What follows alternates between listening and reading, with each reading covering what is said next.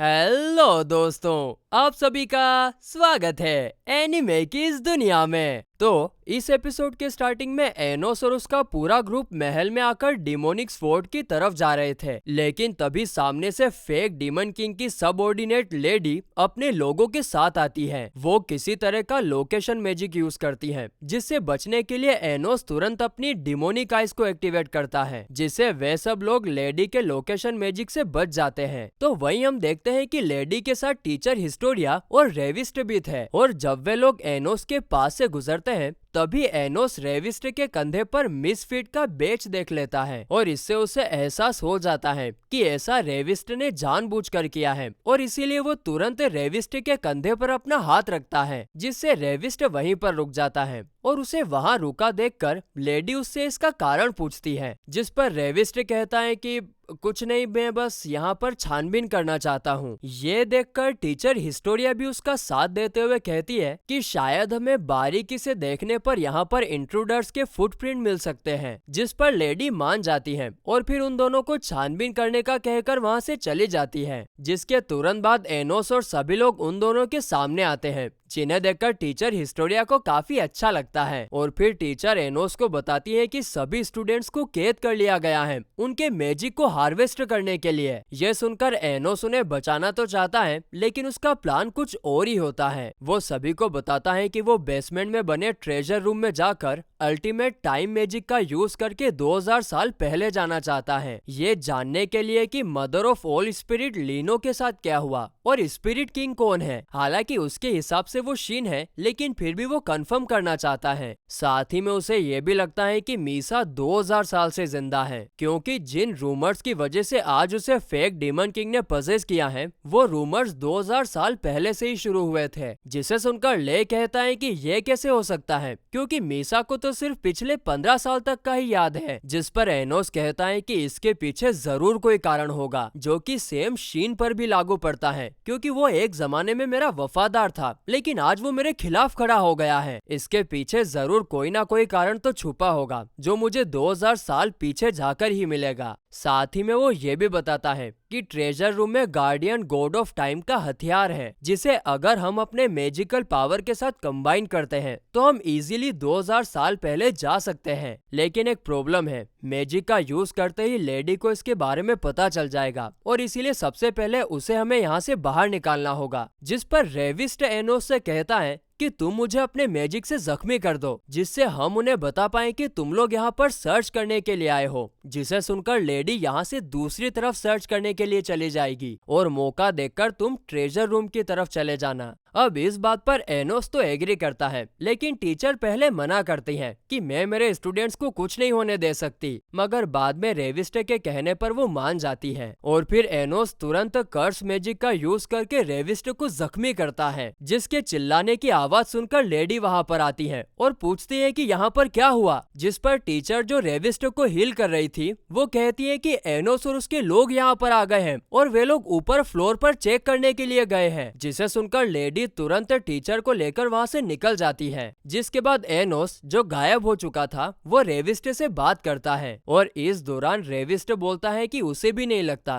कि जिस demon king ने सभी रॉयल्स को ऑर्डर दिया है वो रियल डीमन किंग है, क्योंकि जहाँ तक उसे पता है रियल डीमन किंग कभी भी इतना बुरा नहीं हो सकता है। तो वहीं एनोस के वहां जाने से पहले रेविस्ट उसे उसके क्लासमेट और फ्रेंड्स को फेक डीमन किंग से बचाने के लिए कहता है। जिस पर एनोस कहता है कि तुम चिंता मत करो, मैं तुम्हारी सारी इच्छा पूरी कर दूंगा। जिसके बाद अगले सीन में हम एनोस को गार्डियन गॉड ऑफ टाइम का हथियार लेते हुए देखते हैं, और फिर वो बिना टाइम वेस्ट किए तुरंत एक मैजिकल स्पेल को एक्टिवेट करता है, जिसके थ्रू वो अपने सभी दोस्तों की और अंडरग्राउंड सिटी में जितनी भी जेसिकास थी उनकी मैजिकल पावर लेकर स्पेल को पूरा करता है, जिसके कारण वे लोग तुरंत टेलीपोर्ट होकर 2000 साल पीछे अपीयर होते हैं, वो भी उस जगह पर जहाँ से थोड़ी देर पहले शीन और लीनो गुजरे थे। अब वे लोग इस टाइम में इसलिए आए थे क्योंकि इस वक्त स्पिरिट फॉरेस्ट में जाने का रास्ता सबसे सिंपल हुआ करता था। हमें बस होली लाइट वाटर से बनी हुई कैंडी पानी में डालनी है, जिससे स्पिरिट फॉरेस्ट का रास्ता ओपन हो जाता है। अब क्योंकि गॉड ऑफ टाइम को इनके यहाँ पर होने का पता ना चले, इसीलिए ले अपने मैजिकल पावर का यूज करके एनोस के सोर्स को सील कर देता है, जिससे गॉड ऑफ टाइम उसे महसूस नहीं कर पाएगा। इसके बाद सब लोग पास ही के एक मार्केट में होली लाइट कैंडीज खरीदने के लिए जाते हैं, और जैसे ही एलेनोर और जेसिका होली लाइट कैंडीज खरीदते हैं, तभी मार्केट में एंट्री होती है शीन और लीनो की। लीनो स्पिरिट फॉरेस्ट में वापस जाने से पहले टीटीज के लिए होली लाइट कैंडीज खरीदना चाहती थी, लेकिन स्टोर ओनर उन्हें मना कर देता है क्योंकि उसने अभी अभी सारी कैंडीज एलेनोर और जेसिका को बेच दी हैं, जिसे सुनकर लीनो काफी ज्यादा उदास होती है क्योंकि वो टीटीज को गिफ्ट देना चाहती थी। अब इस बात पर शीन और लीनो बहस करने लगते हैं, लेकिन तभी जेसिका और एलेनोर उनके पास आकर उन्हें 2 कैंडीज दे देती है, जिसे लेकर लीनो काफी ज्यादा खुश होती है। और जेसिका के पूछने पर वो बताती है कि शीन उसका बेस्ट फ्रेंड है, जिस पर शीन पहले तो मना करता है, लेकिन लीनो के दबाव में आकर वो हाँ में जवाब दे देता है। आगे लीनो के वहाँ से जाने के बाद एनोस लीना से कहता है कि जो मास्क मैन हमने अभी देखा वो स्पिरिट किंग हो सकता है,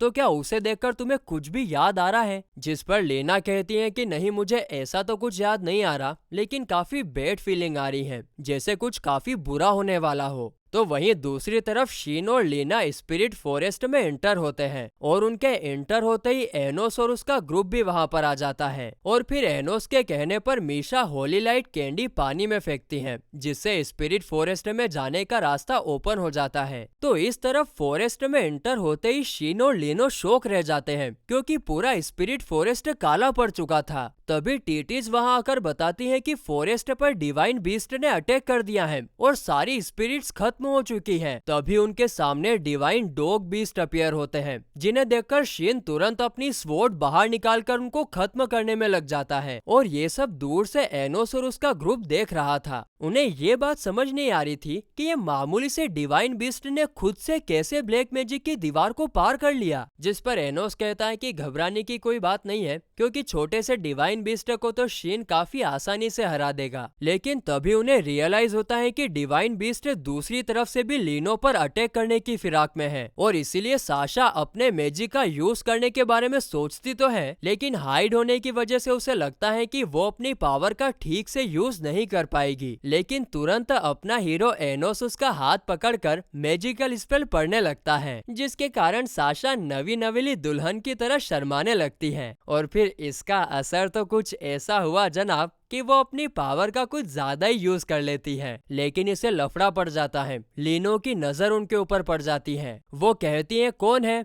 जो भी वहाँ पर छुपा हुआ है तुरंत बाहर आ जाओ, मेरी नजरों से कोई भी नहीं बच सकता। जिसे सुनकर सब लोग पैनिक करने लगते हैं, लेकिन अपना हीरो एनोस एकदम शांति से एक छोटे बच्चे के रूप में लीनो और शीन के सामने आता है, और उसके बाद फिर पूरा का पूरा ग्रुप ही अपने आप को रिवील करता है। आगे एनोस इन दोनों को बताता है कि वे लोग रोड साइड एंटरटेनमेंट यानी तमाशा करने वाले हैं और यहाँ पर सिर्फ घूमने के लिए आए हैं। जिसे सुनकर शीन को काफी अजीब लगता है कि इन लोगों ने ब्लैक मैजिक की दीवार को इतनी आसानी से कैसे पार कर लिया, और लीनो को ये भी यकीन नहीं हो रहा था कि वे लोग तमाशा करने वाले हैं। और इसीलिए साशा कहती है कि देखो, मेरे पास डीमन किंग की डिमोनिक आइस है। तो यहाँ पर एनोस भी ये कहता है कि मैं ही डीमन किंग हूँ, और तुम्हें क्या लगता है कि मैं छोटा हूँ तो डीमन किंग नहीं हो सकता? अब ये सारी बचकानी बातें सुनकर लीनो जोर जोर से हंसने लगती है, और उसे यकीन हो जाता है कि वे लोग सच में तमाशा करने वाले ही हैं। इसके बाद एनोस उन लोगों को बोलता है कि वे लोग असल में यहाँ पर स्पिरिट्स पर कुछ रिसर्च करने के लिए आए हैं। दरअसल उनके ग्रुप में एक लीना नाम की स्पिरिट है, जिसे अपने पास्ट के बारे में कुछ भी याद नहीं, और वो लीना को आगे करते हैं। लेकिन लीनो को उसे देखने के बावजूद उसे लीना के बारे में कुछ भी याद नहीं आता है। और फिर एनोस यहाँ पर कुछ दिन रहने की बात करता है, जिस पर लीनो उसे साइड में ले जाकर बताती है कि लीना दरअसल एक लव फैन स्पिरिट है, और मैंने उसे देखकर इसलिए नहीं बताया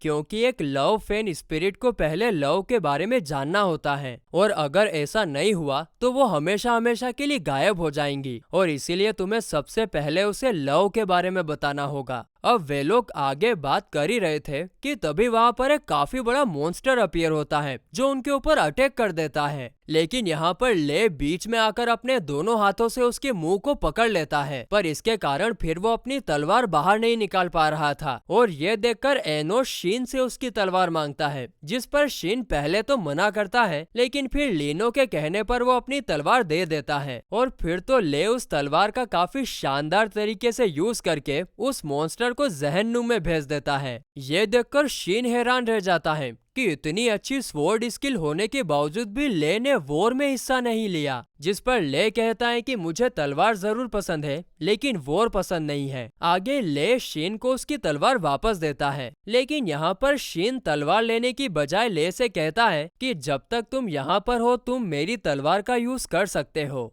और फिर गाइस, इसी के साथ ये एपिसोड यहीं पर खत्म होता है।